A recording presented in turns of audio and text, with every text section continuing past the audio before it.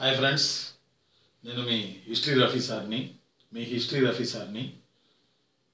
గత 20 ఏళ్ల నుంచి హిస్టరీ పాఠాలు చెప్పుకుంటూ మనం హిస్టరీలో మంచి మార్కులు సాధించాము. చాలామంది మన స్టూడెంట్లు ఉద్యోగాలు సాధించున్నారు, ఆర్జేడీలో ఉన్నారు, గొప్పగా మనం చెప్పుకోవచ్చు. For example Kakinada RJD Devananda Reddy మన స్టూడెంటు, మన దగ్గర చదువుకెళ్ళినటువంటి ఆయన ఆప్షనల్ హిస్టరీ. విజయవాడలో ఉన్నటువంటి ఇది టెట్కి సంబంధించిన దానికి కూడా ఆర్జేడీ ఉన్నారు, సుబ్బారెడ్డి, తను మన స్టూడెంటు, వారి ఆప్షనల్ హిస్టరీ. ఇలా చెప్పుకుంటూ పోతే మనకి వీడియో వేస్ట్ అయింది. కాబట్టి ఇలాంటి మీరు కూడా ఇలా అవ్వాలని మనస వాచ కర్మేణ రఫీ సార్ మనస్ఫూర్తిగా కోరుకుంటూ మనం freedom movement or modern India 3వ పార్ట్లోకి వెళ్ళడానికి మనం ప్రయత్నం చేద్దాం. పోయినసారి మనం పోర్చుగీసుల గురించి మనం మాట్లాడుకుంటున్నాం. పోర్చుగీసులలో వాస్కో డి గామా 1498 మే 17వ తేదీన కేరళలోని క్యాలికట్కి వచ్చాడు అని మనం చెప్పుకోవడం జరిగింది. అక్కడ వచ్చినప్పుడు అక్కడ రాజు జామెరిన్ అంటారని మనం చెప్పాం. ఇక్కడ వరకు మీరు రెండో వీడియో కనుక మీరు ఫాలో అయితే ఖచ్చితంగా మీకు మూడో వీడియో నుంచి ఇంకా బాగా మనకు అర్థమవుతుంది. మీరు మొదటి వీడియో చూడండి, రెండో వీడియో చూడండి, ఇప్పుడు మూడో వీడియో. ఇప్పుడు మనం మోడర్న్ ఇండియా మీద మూడో వీడియో మనం పెడతా ఉన్నాం. కాబట్టి ఒక సదుద్దేశంతో, ఒక లక్ష్యంతో, మీకు ఉద్యోగాలు రావాలన్న ఒక కాంక్షతో, మీలో కాన్ఫిడెన్స్ని నింపాలని నేను ఈ వీడియో పాఠాలను ప్రారంభించాను. మరింత మోడర్నిటీగా చేయడానికి కూడా నేను త్వరలో ప్రయత్నం చేస్తాను. ఇవి స్టార్టింగ్ కాబట్టి మ్యాటర్ని మీరు అర్థం చేసుకోండి. మళ్ళీ వీడియోని ఆఫ్ చేసి చూసి నోట్స్ తయారు చేసుకోండి. మీకు చాలా పాయింట్లు చెప్తాను. మీరు రాసే ప్రతి కాంపిటేటివ్ ఎగ్జామ్కి నేను చెప్పే పాయింట్లు ఒక్కటి కూడా మిస్ కాదు. ఇంకొక రఫీ సార్ చెప్తున్న మాట.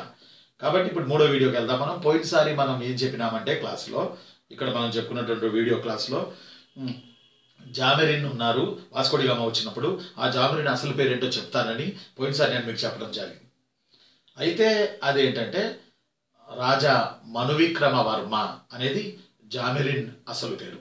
పోర్చుగీస్లో వాస్కో డి గామా 1498లో కేరళలోని క్యాలికట్కి వచ్చినప్పుడు అక్కడ ఉన్నటువంటి క్యాలికట్ రాజు జామెరిన్, ఈయన అసలు పేరు రాజా మనువిక్రమ వర్మ. చిన్న తమ్ముళ్ళు చెల్లెళ్ళు గుర్తుపెట్టుకుంటారా, రాజా మనువిక్రమ వర్మ. ఓకే. అయితే ఈ సమయంలో కేరళలో ఒక చిన్న రాజ్యం వీళ్ళు వచ్చింది క్యాలికట్కి. ఏది కపోటా బీచ్ కని పోయినసారి మనం చెప్పడం జరిగింది. అయితే నేను చెప్పే మాట ఏంటంటే ఇక్కడికి వీళ్ళు వచ్చినప్పుడు ఆ రోజుల్లో సౌత్ ఇండియాలో అతి పెద్ద రాజ్యం విజయనగర సామ్రాజ్యం. ఆ సామ్రాజ్యాన్ని వదిలేసి మనం పోర్చుగీసులు వచ్చినప్పుడు ఈ విజయనగర సామ్రాజ్యాన్ని వదిలేయలేం కదా. విజయనగర సామ్రాజ్యం చాలా ఇంపార్టెంట్ పోర్చుగీసులు వచ్చినప్పుడు. కారణం ఏంటంటే ఆ రోజుల్లో విజయనగర సామ్రాజ్యాన్ని పరిపాలిస్తున్న రాజు ఎవరు అని అడిగే అవకాశాలు ఉన్నాయి. పోర్చుగీసుల వాస్కో డి గామా భారతదేశానికి వచ్చినప్పుడు, భారతదేశానికి సముద్ర మార్గాన్ని వేసినప్పుడు పక్కనే కేరళ పక్కనే ఉన్న కర్ణాటకలో విజయనగర రాజ్యంలో పరిపాలన చేస్తున్నటువంటి రాజు ఎవరు అని అడగొచ్చు కదా. ఇది చాలా ఇంపార్టెంట్ కదా. క్యాలికట్లో జామెరిన్ అని చిన్నప్పటి నుంచి మనం చెప్పుకుంటున్నాం. బట్ ఇక్కడ రాజు ఎవరని అడిగితే బాగా గుర్తుపెట్టుకోండి, విజయనగరానికి చెందిన రాజు సాళువ వంశానికి చెందిన ఇమ్మడి నరసింహరాయలు. తమ్ముళ్ళు మళ్ళీ ఇంకోసారి చెప్తాను రా తల్లి, రాసుకోండిరా. విజయనగరంలో ఇమ్మడి నరసింహరాయలు ఉన్నాడు. తను మన వాడికి చెప్పాడు. ఎవరు మనవాడు అంటే ఎవరు? జామెరిన్కి చెప్పాడు, పోర్చుగీసులను దిగనీయొద్దు, యూరోపియన్స్ వాళ్ళతో మనకు ప్రమాదం ఉంది, వీళ్ళు బుడత కీచులు, వర్తక వ్యాపారాలన్నీ వీళ్ళు స్వాధీనం చేసుకుంటారు, క్రైస్తవాన్ని ప్రచారం చేస్తారు, మన సంస్కృతి సంప్రదాయాలు దెబ్బతింటాయి, అందువల్ల వీళ్ళు దిగనీయొద్దు అని చెప్పి ఆయన చెప్పాడు. ఎవరు చెప్పారు? ఇమ్మడి నరసింహరాయలు చెప్పాడు. అయినా జామెరిన్ భయపడ్డా? అసలు ఏం జరిగింది, అక్కడ జరిగిన ఆధారాలు మనం స్పష్టంగా లేనప్పటికీ వాస్కో డి గామా దిగినటువంటి పరిస్థితి గత వీడియోలో కూడా మనం చెప్పుకోవడం జరిగింది. వాస్కో డి గామా టైంలో విజయనగర రాజు ఇమ్మడి నరసింహరాయలని మీరు గుర్తుపెట్టుకోండి. ఇక అప్పటికి వాళ్ళు క్యాలికట్కి వచ్చారు పోర్చుగీసులు. ఆ తర్వాత మనం గుర్తుపెట్టుకోవాల్సింది, పోర్చుగీసు గవర్నమెంట్ కొంతమందిని పెట్టి వాళ్ళ స్థావరాల్లో పరిపాలన చేసింది. వీళ్ళను తొలి దశలో వైస్రాయిలు అన్నారు. గవర్నర్ జనరల్స్ అనలా, వైస్రాయిలు అన్నారు. వీళ్ళని వైస్రాయిలు అన్నారు. ఈ వైస్రాయిల్లో మనం గుర్తుపెట్టుకోవాల్సింది, మొట్టమొదటి వైస్రాయి పోర్చుగీసుల తరపున భారతదేశంలో ఎవరు ఆయన వచ్చిన తను అని అంటే మీరు బాగా గుర్తుపెట్టుకోండి, Francis de Almeida, ALMIDA, ALMIDA, Francis de Almeida. Almeida అనే అతను, ఫ్రాన్సిస్ డి అల్మీడా అనే అతను ఢిల్లీలో భారతదేశానికి వైస్రాయ్గా వచ్చాడు పోర్చుగీసుల తరపున. ఈయన ఏది అల్మీడా వచ్చిన తర్వాత ఈయన క్యాలికట్లో ఆల్రెడీ అది ఉంది కదా స్థావరం.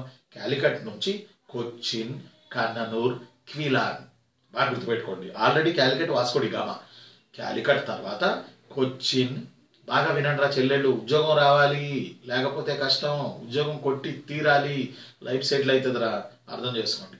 క్యాలికట్, కొచ్చిన్, కన్ననూర్, క్విలాన్, క్విలాన్, క్విలాన్, అదేరా క్యూ ఉంటుంది కదా, అటు నుంచి స్టార్ట్ అయ్యేది క్విలాన్. ఇవి ఈయన సాధించాడు. అల్మీడా అనే ఆయన, ALMIDA, ఈయన మొదటి వైస్రాయ్ పోర్చుగీసుల తరపున మన దేశంలో. ఎక్కడెక్కడ? క్యాలికట్, కొచ్చిన్, కన్ననూర్, క్విలాన్ అనే ప్లేసులకి. ఈ అల్మీడా మన దేశంలో ప్రవేశపెట్టిన నూతన విధానాన్ని నీటి విధానం అంటారు. ఇది చాలా ఇంపార్టెంట్. భారతదేశంలో వలయబద్ధ రక్షణ విధానం అని ఉంది మోడర్న్ ఇండియాలో, రక్షణ కవాట విధానం అని ఉంది మోడర్న్ ఇండియాలో, అలానే వేడి నీటి విధానం అని ఉంది మోడర్న్ ఇండియాలో, వామ్ వాటర్ పాలసీ అని. ఇప్పుడు మనం చెప్పుకుంటున్నాం బ్లూ వాటర్ పాలసీ, నీటి విధానం. అంటే ఏంటి? ఫ్రాన్సిస్ డి అల్మీడా భారతదేశం పట్ల అనుసరించిన విధానాన్ని నీటి విధానం అంటారు. ఏంటి? What is meant by blue water policy? నీటి విధానం అంటే బాగా గుర్తుపెట్టుకోండి, పోర్చుగీసులు పరిమిత శక్తితో అపరిమితంగా ఉన్న మన దేశాన్ని గెలవగలిగారు. అంటే స్థావరాలు పెట్టుకోగలిగారు. ఎలా పెట్టుకోగలిగారు? మన దేశంలో భూమి మీద కోటలు కట్టాలన్నా, భూమి మీద పోర్చుగీసుల సైనికులను నియమించాలన్నా ఎంతో శ్రమతో కూడినది. మళ్ళీ చెప్పనా, మన దేశంలో పోర్చుగీసులు భూమి మీద కోటలు కట్టి ఇక్కడున్న లోకల్ రాజులను ఓడించాలన్నా, వాళ్ళ సైనికుల్ని తెచ్చి ఇక్కడ నియమించాలన్నా ఇది శ్రమతో కూడుకున్నటువంటి విషయం. అందువల్ల సముద్రాలపై శ్రద్ధ చూపి నౌకాబలగం ద్వారా భారతదేశాన్ని గెలవడానికి చేసిన ప్రయత్నమే నీటి విధానం, బ్లూ వాటర్ పాలసీ. దీనిని అప్లై చేసిన వాడు ఫ్రాన్సిస్ డి అల్మీడా. ఇతని కాలంలో క్యాలికట్, కొచ్చిన్, కన్ననూర్, క్విలాన్ అనే ప్రాంతాలు పోర్చుగీసుల కిందకు వెళ్ళడం జరిగింది. గుర్తుపెట్టుకోండి. ఆ తరువాత ఈయన తర్వాత మనకి అల్బుక్లర్క్ అని ఆయన వచ్చాడు. మీకు తెలుసు, మామూలుగా చదువుతుంటే బుక్స్లో దొరుకుతుంది మనకి. అల్బుక్లర్క్ అని ఆయన వచ్చాడు. ఈ అల్బుక్లర్క్ అని ఆయన ఇంపార్టెంట్ ఏంటంటే, ఇతను భారతదేశానికి వచ్చిన మొట్టమొదటి పోర్చుగీసు గవర్నర్ జనరల్. గవర్నర్ కూడా కాదురా, గవర్నర్ జనరల్ అల్బుక్లర్క్. బాగా గుర్తుపెట్టుకోవాలి. ఇతను 1509లో వచ్చాడు, 1511 వరకు ఉన్నాడు. 1509లో వచ్చాడు, 1511 వరకు ఉన్నాడు. 1509లో వచ్చాడు, 1511 వరకు ఉన్నాడు. అల్బుక్లర్క్ అంటారు ఇతన్ని. ఇతను పోర్చుగీసుల మొదటి గవర్నర్ జనరల్ ఇండియాలో. అల్మీడా ఏమో మొదటి వైస్రాయ్. అయితే ఇతనికి ఇంకో బిరుదు ఉంది మన అల్బుక్లర్క్కి.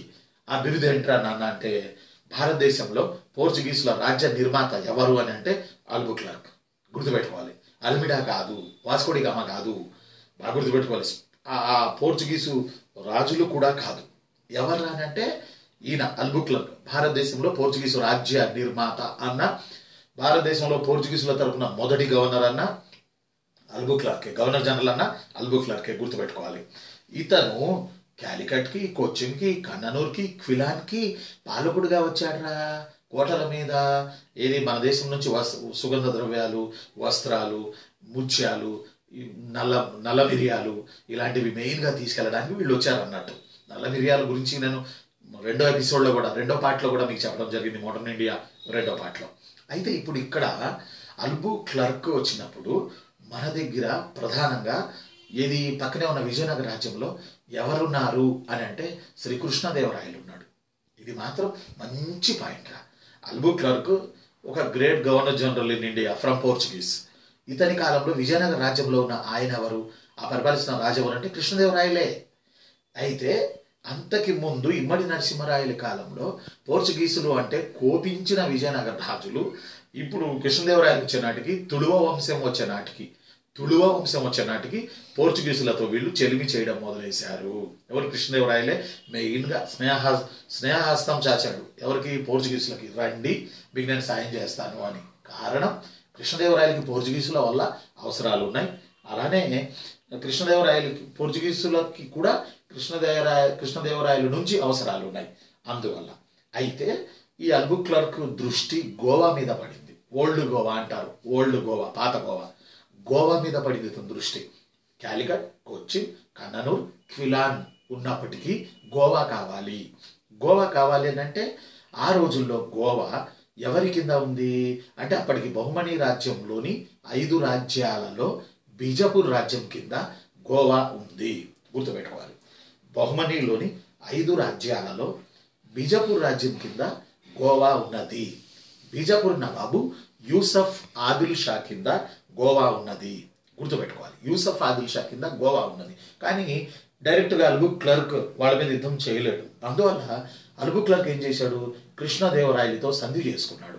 కృష్ణదేవరాయలు కూడా అల్బుక్లర్క్తో సంధి చేసుకున్నాడు. అదే 1510 గోవా సంధి. ఓకేనా చిన్ను? 1510 గోవా సంధి. మళ్ళీ చెప్పనారా? 1510 గోవా సంధి ఎవరెవరికి జరిగింది? కృష్ణదేవరాయలకి వర్సెస్ అల్బుక్లర్క్కి. ఏంటి ఆ సంధి సారాంశం? కృష్ణదేవరాయలకి పోర్చుగీసులు సాయం చేస్తారు. కృష్ణదేవరాయలు పోర్చుగీసులకి గోవాని ఇప్పించాలి. తన రాజ్యంలో లేని గోవాని ఇప్పించాలి. ఇది ఎంత వెరైటీగా ఉందో చూడండి కథ. తన రాజ్యంలో లేని గోవాని ఇప్పించాలి. ఇది ఎంత వెరైటీగా ఉంది. అయితే కృష్ణదేవరాయలు మడమ తిప్పని వాడు కాబట్టి, మాట తప్పని వాడు కాబట్టి ఇతను బీజాపూర్ మీదకు వెళ్ళి అక్కడున్న యూసఫ్ ఆదిల్ షాను చంపి, ఓడించి కూడా కాదు, బెదిరించి కూడా కాదు, యూసఫ్ ఆదిల్ షాను కృష్ణదేవరాయలు చంపి, ఈ పాయింట్ అడిగారు ప్రీవియస్ ఎగ్జామ్స్లో, బాగా గుర్తుపెట్టుకోవాలి. చంపి, ఇది యూసఫ్ ఆదిల్ షాను చంపి బీజాపూర్ నవాబు అతని దగ్గర ఉన్న గోవాని ఇతను కృష్ణదేవరాయలు పోర్చుగీసులకి ఇప్పించాడు 1510లో. దీన్ని గోవా సంధి అంటారు. ఎగ్జామ్లో అడిగాడు, కృష్ణదేవరాయలు చేత హత్యకు గురైన బహుమనీ నవాబు, బీజాపూర్ నవాబు ఎవరన్నా అడిగాడు. ఏ యూసఫ్ ఆదిల్ షా, బి ఇస్మాయిల్ ఆదిల్ షా, డి అలీ ఆదిల్ షా, ఈ సికిందర్ ఆదిల్ షా అని అడిగాడు. ఏం పెడతారా చిన్ను? ఏరా ఏం పెడతారు? యూసఫ్ ఆదిల్ షాని పెట్టాలి. అలా 1510లో గోవా వచ్చేసింది పోర్చుగీసుల దగ్గరికి. ఇదే పోర్చుగీసులకి భారతదేశంలో ప్రధానమైనటువంటి వర్తక స్థావరం కూడా అయింది గోవా. తర్వాత డయూ డామన్లను పోర్చుగీసులు గుజరాత్ సుల్తాన్ నుంచి ఆక్రమించారు. ఆల్రెడీ లాక్కున్నారు కదా గోవా. ఇట్లాగే ఈసారి వీళ్ళకి ధైర్యం వచ్చింది. ఈ ధైర్యంతోనే వీళ్ళు డయూ డామన్లను ఎవరి నుంచి? గుజరాత్ సుల్తాన్ నుంచి ఆక్రమించుకున్నారు. అయితే ఒక మాట నేను మరిచా. గోవాని కృష్ణదేవరాయలు పోర్చుగీసులకు ఇప్పించేటప్పుడు కృష్ణదేవరాయల తరపున వెళ్ళి యుద్ధం చేసినటువంటి క్యాండిడేట్ అంటే కృష్ణదేవరాయలతో సహా తిమ్మయ్య అని ఆయన. తిమ్మయ్య అని ఆయన. మళ్ళీ చెప్పనారా? తిమ్మయ్య సహకారంతో కృష్ణదేవరాయలు వారు చేసి బీజాపురాయన్ని చంపేసి యూసఫ్ ఆదిల్ షాని గోవాని పోర్చుగీసులకు ఇప్పించాడు. డయూ డామన్లను పోర్చుగీసులు ఎవరి వద్ద నుంచి పొందారు అంటే గుజరాత్ సుల్తాన్ను బెదిరించి నయానో భయానో డయూ డామన్ని పొందారు. కాబట్టి అల్బుక్లర్క్కి కృష్ణదేవరాయలకి గోవా సంధి జరిగింది. దీనివల్ల కృష్ణదేవరాయలకి ఏంటి బెనిఫిట్, ఏంటి ఆ సంధి షరతులు? ఇది గోవా సంధి షరతులు. నెంబర్ 1, కృష్ణదేవరాయల సైన్యానికి పోర్చుగీసులు శిక్షణ ఇస్తారు. నెంబర్ 1, కృష్ణదేవరాయల సైన్యానికి పోర్చుగీసులు శిక్షణ ఇస్తారు. ఇది ఎంత గొప్ప క్వశ్చన్ అంటే సివిల్ సర్వీస్లో అడిగాడరా. ఏం అడిగాడంటే ఏ దక్షిణాదికి చెందిన హిందూ రాజు మొట్టమొదటిగా తన సైన్యానికి యూరోపియన్ నమూనాలో శిక్షణ ఇప్పించాడు అని అడిగాడు. ఎంత గొప్ప పాయింట్ రా, సూపర్ అన్నట్టు. ఏ హిందూ దక్షిణ రాజు తన సైన్యానికి యూరోపియన్ నమూనాలో శిక్షణ ఇప్పించాడు యూరోపియన్ల చేత? ఆ యూరోపియన్లు ఎవరు అంటే పోర్చుగీసులే అని అడిగాడు క్వశ్చన్. ఆన్సర్ పోర్చుగీసులు చేత ట్రైనింగ్ ఇప్పించాడు. కృష్ణ ఓడ ఫిగరిడో అని ఆయన కృష్ణదేవరాయల సైన్యానికి ట్రైనింగ్ ఇచ్చినవాడు, పోర్చుగల్ దేశం నుంచి వచ్చినవాడు. కృష్ణ ఓడ ఫిగరిడో. మీరు అనొచ్చు, కృష్ణ అంటున్నారు ఏంటి సార్? కృష్ణ ఓడ ఫిగరిడో. కృష్ణ అంటున్నారు ఎందుకు సార్ అంటే యాక్చువల్లీ తన పేరు క్రిస్టియన్ ఓడ్ ఫిగరిడో. బట్ అది కాలగమనంలో విజయనగర రాజులు వైష్ణవులు గనక అది క్రిస్టియన్ అలా కృష్ణలోకి మారింది. అప్పుడు కృష్ణ ఓడ ఫిగరిడో అని తనని పిలిచారు. అతను ట్రైనింగ్ ఇచ్చాడు విజయనగర సైన్యానికి. ఇది ఒక బెనిఫిట్ కృష్ణదేవరాయలకి. రెండో బెనిఫిట్ ఏంటంటే కృష్ణదేవరాయలు పొలాలకి నీళ్లను అందించడానికి ఆనకట్టలను యూజ్ చేశాడు. ఈ బిట్టు ప్రీవియస్ ఎగ్జామ్స్లో వచ్చింది. డ్యామ్స్ కన్స్ట్రక్షన్ స్టార్ట్ చేశాడు కృష్ణదేవరాయలు. వాటికి టెక్నాలజీని పోర్చుగీసులు కృష్ణదేవరాయలకు అందించారు. ఇది కూడా ఇంపార్టెంట్. ఎవరి సాంకేతిక పరిజ్ఞానాన్ని కృష్ణదేవరాయలు డ్యాముల నిర్మాణంలో ఉపయోగించుకోలేను అని ప్రశ్న వచ్చింది. ఆన్సర్ పోర్చుగీసులు. బాగా గుర్తుపెట్టుకోవాలి, వాళ్ళ టెక్నాలజీ. ఇది ఒక రెండో బెనిఫిట్ కృష్ణదేవరాయలకి. ఒకటేమో సైనిక ట్రైనింగ్, రెండోదేమో ఆ బెనిఫిట్. మూడోది ఏంటంటే కృష్ణదేవరాయలకి పోర్చుగీసులు గుర్రాలను ఇచ్చారు. గుర్రాలను కృష్ణదేవరాయలు పోర్చుగీసుల వద్ద నుంచి తీసుకున్నారు. ఆ గుర్రాలను కూడా యుద్ధాల్లో కృష్ణదేవరాయలు ఉపయోగించుకున్నాడు. కనుక ఈ 3 బెనిఫిట్స్ కృష్ణదేవరాయలకి. మరి పోర్చుగీసులకు ఏంటి బెనిఫిట్స్? చాలా ఉన్నాయి పోర్చుగీసులకి బెనిఫిట్స్. 1, 2 కాదు. ఓ రకంగా కృష్ణదేవరాయలే తక్కువ బెనిఫిట్స్ పొందాడని మనం చెప్పొచ్చు. పోర్చుగీసులు ఏం బెనిఫిట్ పొందారు? నెంబర్ 1 గోవాని పొందారా? నెంబర్ 2 డయూడామన్లను పొందారా? నెంబర్ 3 ఈయన విజయనగర సహకారంతోనే. నెంబర్ 3 ఇది చంద్రగిరి, మన చిత్తూరు చంద్రగిరి, వెల్లూరు నాట్ నెల్లూరు, వెల్లూరు తమిళనాడు. విఈ వంకాయలో VELLORE. చంద్రగిరిలో వెల్లూరులో చర్చిలు కట్టుకున్నారు క్రైస్తవ మత ప్రచారం కోసం. అలానే విజయనగర రాజ్యంలో కాలనీని కట్టుకున్నారు పోర్చుగీసులు. పెసాడో అనే ఒక నాణ్యాన్ని చలామణిలో పెట్టుకున్నారు. ఇది పోర్చుగీసులు. ఇది కాక పోర్చుగీసులకి కృష్ణదేవరాయలు మంగళూరు తీరం వద్ద భట్కల్ BHATKAL భట్కల్ అనే చోట ఒక ఓడరేవుని సైతం వాళ్ళు వర్తక వ్యాపారాలు చేసుకోవడానికి కృష్ణదేవరాయలు పర్మిషన్ ఇవ్వడం జరిగింది. ఇలా అల్బుక్లర్క్ అంతా తానే అయి భారతదేశంలో పోర్చుగీసు రాజ్యానికి ఒక స్టాండర్డ్ ఏర్పాటు చేశాడు. కాబట్టి ఇతరుని భారతదేశంలో పోర్చుగీసు రాజ్య నిర్మాత అని అంటారు. ఆ తర్వాత మనం ఇంకోటి అంటే నోట్స్ చూస్తున్నాను ఇక్కడ, ఎందుకంటే ఒక్క పాయింట్ కూడా మిస్ కాకూడదని నోట్స్ చూస్తున్నాను. అందువల్ల ఒక్క పాయింట్ కూడా మనం మిస్ కాకూడదు. ఇక్కడ ఇంకొకటి ఇంపార్టెంట్ పాయింట్ అని మీకు చెప్పాలి. ఇది నేను చూసే చెప్పాలి మీకు, మీరు చక్కగా రాసుకోండి. సివిల్ సర్వీస్ ఎగ్జామ్లో అడిగాడు, ప్రిలిమ్స్లో అడిగాడు. అవేంటంటే పోర్చుగీసులు ఎక్కడెక్కడ వర్తక వ్యాపారాలు చేసుకుంటూ కోటలు కట్టారు, ఆ కోటలు కట్టిన ప్లేస్లు ఏంటని చెప్పి మ్యాచ్ ద ఫాలోయింగ్ అని అడిగాడు. మనం కోటలు, బ్రిటిష్ వాళ్ళ కోటలు గుర్తుపెట్టుకుంటాం మనం అంతే. నో, వాటితో పాటు మిగతావి కూడా గుర్తుపెట్టుకోవాలి చిన్ను. అలాంటి వాటిల్లో బాగా గుర్తుపెట్టుకోండి. కొచ్చిన్లో పోర్చుగీసులు కట్టినటువంటి కోట fort Manuel MANUEL fort Manuel కొచ్చిన్లో కట్టారు పోర్చుగీసులు. ఆ తర్వాత పోర్చుగీసులు సెయింట్ థామస్ ఎవరు? భారతదేశానికి మొట్టమొదటిగా క్రైస్తవ మతాన్ని ప్రచారం చేయడానికి సేమ్ కేరళలోని క్యాలికట్కి 58 క్రీస్తు శకం 58లో వచ్చిన మొట్టమొదటి క్రిస్టియన్ ప్రీచర్ సెయింట్ థామస్. ఆయన పేరిట పోర్చుగీసులు తంగా సిరి అని చెప్పి ఒకటి ఉంది కొల్లాం అనే సిటీ దగ్గర, కేరళలో కొల్లాం అనే సిటీ దగ్గర. ఆ తంగసిరి దగ్గర ఇది ఫోర్ట్ సెయింట్ థామస్ కోట కట్టుకున్నారు పోర్చుగీసులు. అలానే పులికాట్ కోట కట్టుకున్నారు. విజయనగరం సహకారం అందించింది. అలానే కన్ననూరులో Saint Angelo fort Cannanore Saint Angelo fort నిర్మించుకున్నారు పోర్చుగీసులు. మళ్ళీ చూడండి, కొచ్చిన్లో ఫోర్ట్ మాన్యుయల్, తంగసిరిలో Saint Thomas fort, Pulicat fort, కన్ననూరులో సెయింట్ ఏంజిలో ఫోర్ట్. వీటిని పోర్చుగీసులు నిర్మించడం జరిగింది. ఇది మనం ఇంపార్టెంట్ పాయింట్ గుర్తుపెట్టుకోవాలి.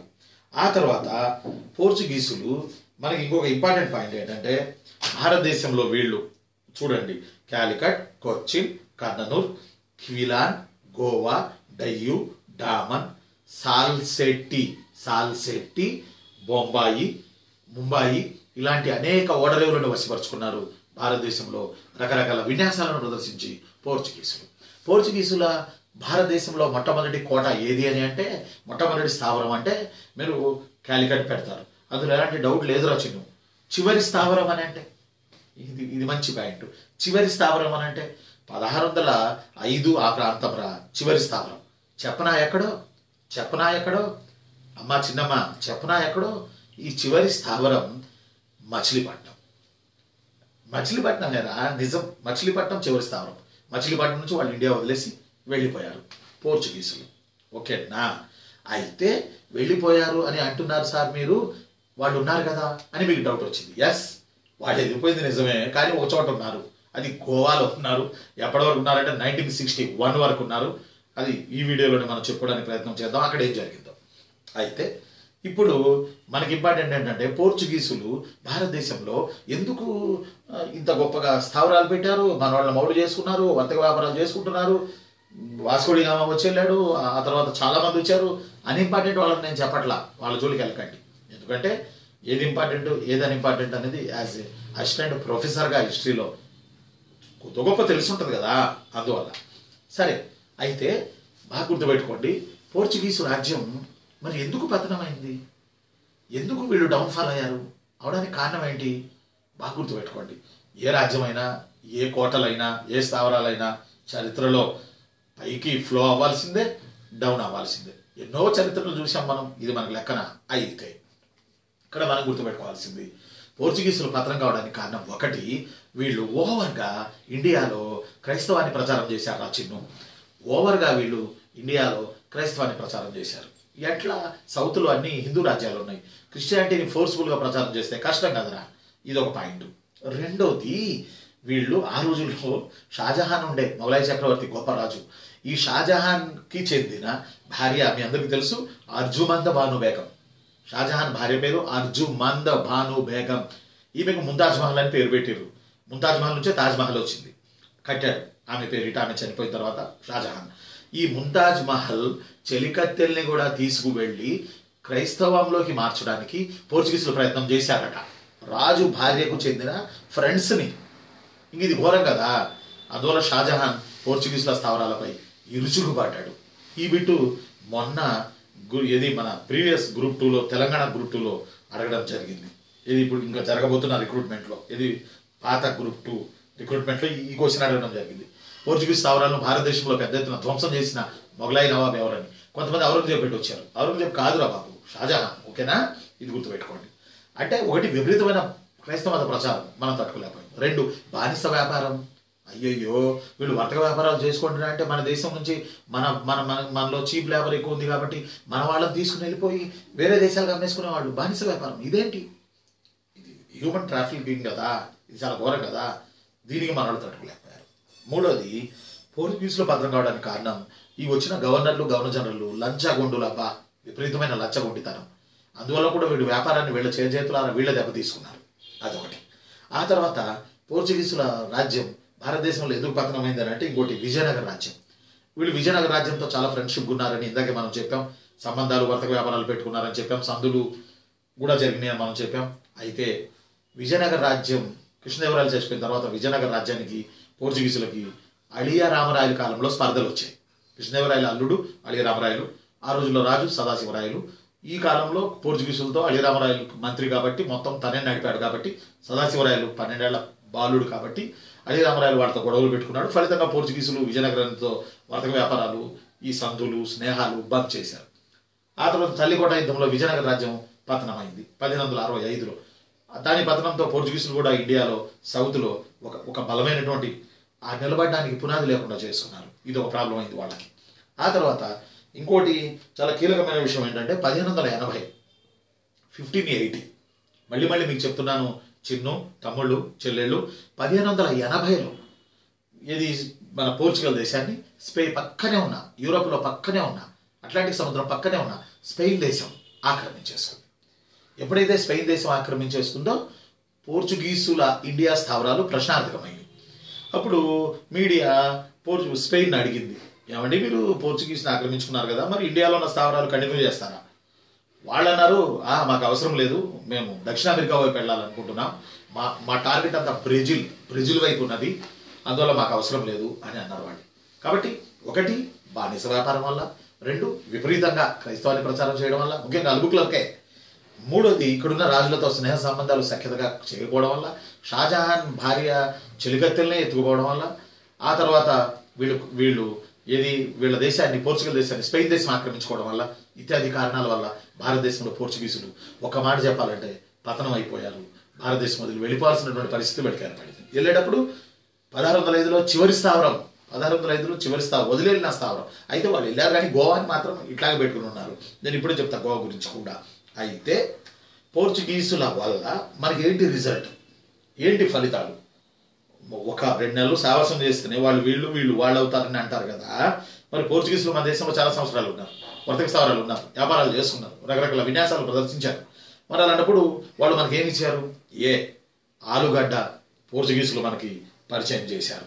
ఒకటి ఆలుగడ్డ, రెండోది బాగా గుర్తుపెట్టుకోండి, ఒకటి ఆలుగడ్డ వాళ్ళు మనకు పరిచయం చేశారు. ఇక రెండోది ఏంటంటే పొగాకును వాళ్ళు మనకు పరిచయం చేశారు. 3 మిర్చిని పరిచయం చేశారు, తుపాకీని పరిచయం చేశారు. అలానే ఆ తర్వాత పోర్చుగీసులు మనకి ఏమంటాం దాన్ని మనం రావడమే క్రిస్టియానిటీ తీసుకొచ్చారు. ఆ క్రిస్టియానిటీ భారీ ఎత్తున భారతదేశంలో పోర్చుగీసులు మనకి ప్రచారం చేశారు. అంటే పొగాకు, మిర్చి, ఆలుగడ్డ, దెన్ ఆల్సో ఇది మన తుపాకీ, అలానే క్రైస్తవ మత ప్రచారం. తుపాకీ అంటే వాళ్ళు స్థావరాలకి, దానికి మతానికి సంబంధం లేదు, స్థావరాలు ఏర్పాటు చేసుకోవడానికి, మనవాళ్ళని భయపెట్టడానికి. అందువల్ల విజయనగరంలో ముద్గల్ యుద్ధం అని జరిగింది. ఆ యుద్ధంలో ఫస్ట్ టైం తుపాకీ వాడారు. అది ఎక్కడ అంటే పోర్చుగీసులు వాళ్ళకి ఇచ్చినటువంటి తుపాకులే. ఇదొకటి. ఆ తర్వాత మనం ఇప్పుడు పోర్చుగీసులలో టఫ్గా ఉన్న, రేర్గా ఉన్న బిట్లు మనం చెప్పుకుందాం. ఒక 4. ఆ టఫ్గా ఉన్న, రేర్గా ఉన్న బిట్లు ఏంటంటే, పాయింట్లు ఏంటంటే, వాటిలో ఒకటి వాస్కో డి గామా 2 సార్లు మన ఇండియాకు వచ్చాడని మీకు తెలుసా? 2 times వాస్కో డి గామా ఇండియాకు వచ్చాడు. బాగా గుర్తుపెట్టుకోవాలి. ఒకటి 1498లో వచ్చాడు, ఇంకోటి 1502లో వచ్చాడు వాస్కో డి గామా. గుర్తుపెట్టుకోవాలి, 2 times వచ్చాడు వాస్కో డి గామా. ఆ తర్వాత రెండోది, పోర్చుగీసులు ఓవర్గా క్రిస్టియానిటీ ప్రచారం చేశారని చెప్పినాం కదా. అంతేకాదు, మెడ్రాస్లోనట కపిలేశ్వర టెంపుల్, కపిలేశ్వర దేవాలయం అనే ఉండేదట ఒకటి. ఆ దేవాలయంలోని బంగారాన్ని దోచుకుని ఆ దేవాలయానికి తీవ్రమైన నష్టాన్ని కలిగించారట పోర్చుగీసులు. కపిలేశ్వర దేవాలయం మెడ్రాస్, మైలాపూరు దగ్గర, మద్రాసులోనే మైలాపూర్ దగ్గర. 3వ పాయింట్ ఏంటంటే, పోర్చుగీసుల తొలి స్థావరం కాలికట్టు, వెళ్ళిపోతున్నప్పుడు స్థావరం మచిలీపట్నం. అయితే వాళ్ళు గోవాలో మాత్రం 1961 డిసెంబర్ 17న జరిగిన ఆపరేషన్ విజయ్ 1 అనేది పెట్టి మనం పోర్చుగీసుల్ని ఇక్కడ నుంచి తరిమేశాం. ఫలితంగా గోవా మన దేశంలో ఒక రాష్ట్రం అయింది, 25వ రాష్ట్రం అయింది ఆ రోజుల్లో గోవా. ఇదొకటి, 25వ రాష్ట్రం అనుకుంటా జీకేలో. కాబట్టి ఇది ఒకటి గుర్తుపెట్టుకోండి, గోవా మనకు వచ్చింది. ఇదొకటి. ఆ తర్వాత చివరి పాయింట్, చివరి సెంటర్ వెళ్ళది మచిలీపట్నం. గుర్తుపెట్టుకోవాలి, ఇదొకటి ఇంపార్టెంట్. కాబట్టి ఇవి డెప్త్ బిట్లు పోర్చుగీసులలో. అయితే మనం, మీకు డౌట్ రావచ్చు, సార్ నాకు 2-3 ఫోన్ కూడా చేశారు, మీ వీడియో క్లాసులు బాగుంటున్నాయి, చాలా బాగుంటున్నాయి సార్, అసలు ఇవి ఎక్కడ దొరుకుతున్నాయి సార్, ఏ బుక్లో దొరుకుతున్నాయి సార్ అని వాళ్ళు అడుగుతున్నారు. అయితే చాలా శోధన చేసి సాధించి, ఇంకోటి కూడా మీకు నేను చెప్పాలి, మీ ప్రయోజనం కోసం, మీకు జాబ్ రావడం కోసం. ప్రధానంగా ఇప్పుడు నేను చెప్తున్నటువంటి పాఠాలు కొన్ని మంచి మంచి పాయింట్లు, డెప్త్ పాయింట్లు కూడా ఇదిగో ఈ బుక్స్లో నుంచి ఉన్నాయి. ఇది ఇండియన్ హిస్టరీ బుక్. ఇది నేనే రాశాను, ఆబ్జెక్టివ్ టైపు. ఈ బుక్ మీకు చాలా ఉపయోగపడుతుంది. ఆ తర్వాత ఇప్పుడు గ్రూప్ 2 వచ్చింది కాబట్టి ఏపీలో ఇది ఏపీ హిస్టరీ బుక్. ఈ ఏపీ హిస్టరీ బుక్ కూడా మీకు చాలా ఉపయోగపడుతుంది. ఏపీ హిస్టరీ ఎన్ని వీడియోలు మనం చేయలేం కనుక ఈ బుక్ ఎక్సలెంట్. మీకు ఏపీ హిస్టరీ బుక్, ఈ ఏపీ హిస్టరీ బుక్తో పాటు మీకు ఫ్రీగా ఒక బుక్లెట్ కూడా నేను తయారు చేస్తున్నాను. ఆ ఫ్రీ బుక్లెట్ ఏంటంటే, ఆంధ్రప్రదేశ్ పునర్వ్యవస్థీకరణ చట్టం, ఏపీ రీఆర్గనైజేషన్ యాక్ట్, ఇది 2014. దీని నుంచి ప్రతి జనరల్ స్టడీస్లో, ఇటు తెలంగాణలో ఇటు ఆంధ్రాలో ప్రతి జనరల్ స్టడీస్లో దీని నుంచి ఖచ్చితంగా 10 మార్కులు వస్తున్నాయి జిఎస్లో. కాబట్టి ఇది ఏపీ హిస్టరీతో ఫ్రీగా ఇవ్వడం జరుగుతుంది. అయితే మీకు అశోక్ నగర్లో బుక్ స్టాల్స్లో దొరుకుతాయి మన హైదరాబాద్లో. ఒకవేళ దొరకకపోతే ఆఫీస్కి వచ్చి తీసుకెళ్ళండి, మన ఆఫీస్లో ఉన్నాయి ఈ 2 బుక్స్. అలానే ఈ బుక్ మన ఆఫీస్లోనే మీరు తీసుకెళ్ళండి, మీకు పెద్దగా రేట్ ఏం లేదు. అలానే ఒకవేళ ఈ వీడియో చూస్తున్నటువంటి దూర ప్రాంతాలకు చెందినటువంటి వాళ్ళు ఖచ్చితంగా గుర్తుపెట్టుకోండి, ఇది ఇండియన్ హిస్టరీ బుక్ 250 రూపీస్, 250 రూపాయలు మీరు పంపితే 50 రూపాయల నుంచి 60 రూపాయలు కొరియర్లో మేము వేసుకుని మీకు ఇది 2-3 రోజుల్లో మీ ఇంటికి చేరుతుంది. ఇది మన అడ్రస్ ఏంటంటే డ్రీమ్స్ ఇన్స్టిట్యూట్. మళ్ళీ నేను అడ్రస్ చెప్తున్నాను చూడండి. మన dreams institute, Indian history book, dreams institute, Ashok Nagar, dreams institute Ashok Nagar. ఇది హైదరాబాద్ అని చెప్పి, అది 40 అని ఉంటుంది పిన్ కోడ్. ఆ పిన్ కోడ్ లాస్ట్లో 40 అని వస్తుంది. హైదరాబాద్ పిన్ కోడ్ అంటే మీకు అక్కడ కనపడుతుంది, జవహర్ నగర్, అశోక్ నగర్ అంటే. దానికి మీరు మన అడ్వర్టైజ్మెంట్స్లో వాటిలో కూడా అడ్రస్ ఉంది. ఆ అడ్రస్కి మీరు 250 రూపాయలు పంపితే 50 రూపీస్ కొరియర్ అవుతుంది, అది మేమే పంపుతాం మీకు. అలానే ఇది కూడా 250 రూపీస్ మీరు పంపితే 200 ఈ బుక్ కిందను 50 రూపీస్ మీ కొరియర్ కింద 4 రోజు 5 రోజుల్లో మీకు చేరిపోతుంది. ఈ 2 పుస్తకాలు పెట్టుకోండి. ఎస్ఐలో ఇచ్చే 60 బిట్లు జనరల్ స్టడీస్లో ఇవి కవర్ చేస్తాయి. ప్లస్ మనం ఇప్పుడు చెప్తున్న పాఠాలన్నీ వీటిలో మనకు కవర్ అవుతాయి. ఇది కాక ఇంకో పాయింట్ ఏంటంటే రేపు మార్నింగ్ మండే 10 గంటలకి panchayati secretary group 1, group 2, group 3 Telangana కానీ ఆంధ్ర కానీ వీటన్నిటికీ సంబంధించి డెమో క్లాస్ ఉంటుంది మన డ్రీమ్స్ ఇన్స్టిట్యూట్లో హైదరాబాద్లో అశోక్ నగర్లో. మీరు రండి. ఈ బుక్స్ మీకు చాలా దగ్గర పెట్టుకోండి. ఈ బుక్స్ మీకు బైబిల్ లాంటివి. మార్నింగ్ 10కి మార్నింగ్ 10కి ఉంటుంది అశోక్ నగర్లో మన ఇన్స్టిట్యూట్లో. కాబట్టి ఇది గుర్తుపెట్టుకోండి. ఓకేనా? మళ్ళీ మనం పోర్చుగీసుల తర్వాత డచ్, డేను, బ్రిటిషు వీళ్ళ గురించి మనం 4th వీడియోలో 2 days లోపే ఇంకోటి నేను పెట్టడానికి ట్రై చేస్తాను. Thank you very much. మళ్ళీ మనం మరో వీడియోని మనం పెట్టడానికి ప్రయత్నం చేద్దాం. లైక్ చేయండి. ఇంకోటి ఏంటంటే నాకు ఇంత టెక్నాలజీ తెలియదు దీనికి సంబంధించి. మన పిల్లలు చెప్తున్నారు. లైక్ చేయండి, సబ్స్క్రైబ్ చేయండి. మీకు నేను ఇంకా ఫుల్ ఇన్ఫర్మేషన్ ఇస్తుంటాను ప్రతిసారి. ఇక నుంచి గంట వీడియో పెడతాను. ఇక నుంచి నెక్స్ట్ నుంచి గంట సేపు మనం పాఠం చెప్పుకుందాం. చక్కగా మీరు రివైజ్ చేసి వినండి. చెవుల్లో పెట్టుకుని ప్రయాణాలు చేసేటప్పుడు, రైళ్లలో వెళ్ళేటప్పుడు, ఊళ్ళకి వెళ్ళేటప్పుడు టైం వేస్ట్ చేయొద్దురా. లైఫ్లో ఉద్యోగం వస్తే రాజాలా బతకొచ్చు. ఇది గుర్తుపెట్టుకోండి. Thank you very much.